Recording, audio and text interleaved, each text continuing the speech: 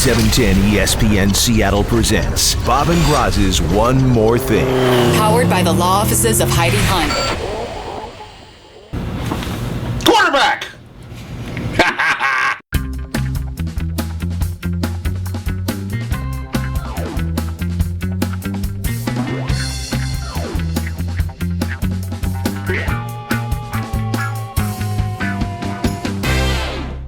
You got him. I got him that time. Look at he's trying to fight it. Well, it's core. We're not going to do Fearless Friday picks for the Senior Bowl or the Pro Bowl. No. I know, it's disappointment of the peanut gallery, but it's just the way it's going to be. I know, as popular as those two games will be. Boy, oh boy. Although the Senior Bowl might be interesting for you to watch for defensive ends and perhaps quarterbacks for the Seahawks. Although the specter of Peyton Manning still lingers out there. And I thought what was interesting today, and not so much about the Seahawks, but this general and complete contrast we heard from two guys who used to play the position. Yeah. Tim Hasselbeck and Ron Jaworski. Yep.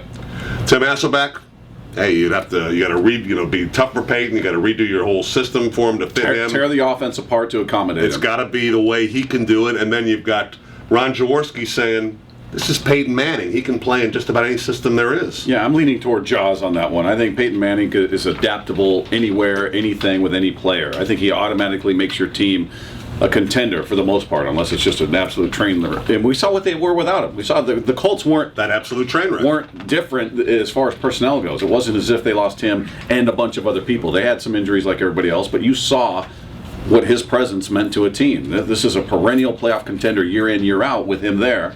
They're a 2-win team without him. I think he comes to a 7-9 Seahawks team, throwing that out there as a hypothetical if he's healthy, with the defense that they have, with the running game they have. If they can keep the offensive line healthy, he made stars out of receivers like Austin Collie and Pierre Garçon. Right. What could he do with Sidney Rice and Doug Baldwin? I mean, the thing that I don't get about the point is, to me, he's been running the most difficult offense in the NFL. I mean, he literally, every single play, calls the play at the line of scrimmage, calls the blocking, calls all the protections, calls all the patterns, calls everything at the line of scrimmage, every single play. And then he'll change it. Yeah, I mean, anything else is going to be easier. Any other offense you go into, for example, you come up here to Seattle, it's going to be a little more important to hand it off and do effective play action. You think this guy can't do that? I mean, to me, that's the most ridiculous. I don't understand Tim Hasselbeck's point at all on this. Whether or not he's healthy enough to make you better. The idea that he could only play in this one system, which is the most difficult system I think we've seen in the NFL for the last 20 years, is nuts. So he can play in any system except maybe the Broncos system. Yeah, he's not playing the Tim Tebow system that Tim Tebow doesn't really play that well all the time.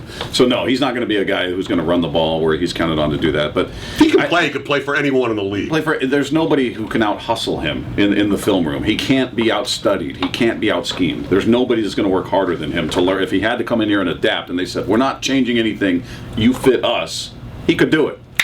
Like that. If he's healthy, bring him in. Come on, Peyton.